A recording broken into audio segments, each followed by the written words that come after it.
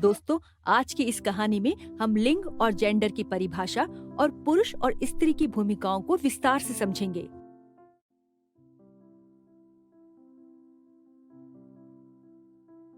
अरे गुरप्रीत, बधाई हो तुमको।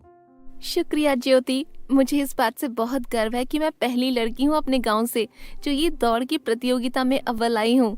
गर्व तो होना चाहिए, ऐसे ही और मेहनत करती रहो दोस्त। हाँ, मैं तो आगे चलकर देश की सबसे तेज धाविका बनना चाहती हूँ। धाविका और तुम, खेल कूद लड़कियों के लिए सिर्फ शौक है। इसमें तो आगे चल के सिर्फ लड़के ही अव्वल आते हैं। लड़कियों में इतनी ताकत नहीं होती। तुम्हें ऐसा क्यों लगता है कि लड़कियां कमजोर हैं? अरे मैंने देखा है, पुरुष बाहर के काम करते हैं क्योंकि उनमें ज्यादा ताकत होती है, और स्त्री घर के काम करती है क्योंकि वो कमजोर होती है। मन्नू, तुम तो जेंडर और लिंग को एक साथ मिला रही हो।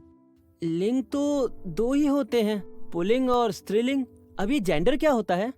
लिंग बच्चे के जन्म के दौरान पता चलता है और कुदरत के नियम के अनुसार पुरुष और स्त्री के शारीरिक गठन अलग होता है।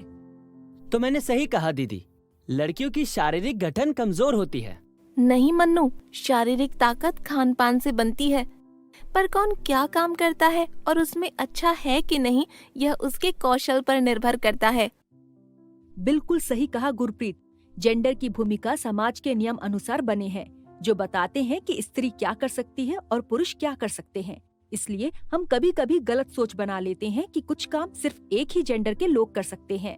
जैसे कि रामू भैया ढाबे पर खाना बनाते हैं, जो समाज के हिसाब से स्त्री का काम है, और देविका मैडम गांव की पुलिस में है। समाज के हिसाब से देखोगे तो रक्षा करना सिर्फ पुरुष का काम माना जाता है, लेकिन उनकी जो कौशल है वो उनके हिसाब से काम करते हैं। कोई भी काम पुरुष या नारी पे नहीं, उनकी क्षमता पे निर्भर करता है। इसीलिए हॉस्पिटल में पुरुष और स्त्री डॉक्टर होते हैं, और खेत में महिला और पुरुष किसान दोनों काम करते हैं। हाँ, अब तुम समझ गए। पर अगर ऐसा है तो अभी भी क्यों लड़कियां खेल कूद या बाहर के कामों में ज्यादा भाग नहीं लेती? मनु, हम अभी एक पुरुष प्रधान समाज में रहते हैं, जहाँ औरत की भूमिका घर तक सीमित होती है और पुरुष को रोजगार का अवसर दिया जाता है। पर शिक्षा से इस सामाजिक व्यवहार में बदलाव आ रहा है। गुरप्रीत और देविका मैडम इस बदलाव की मिसालें हैं। इनको देखकर और भी लड़कियां खेल कूद में भाग लेंगी और पुलिस बनेंगी।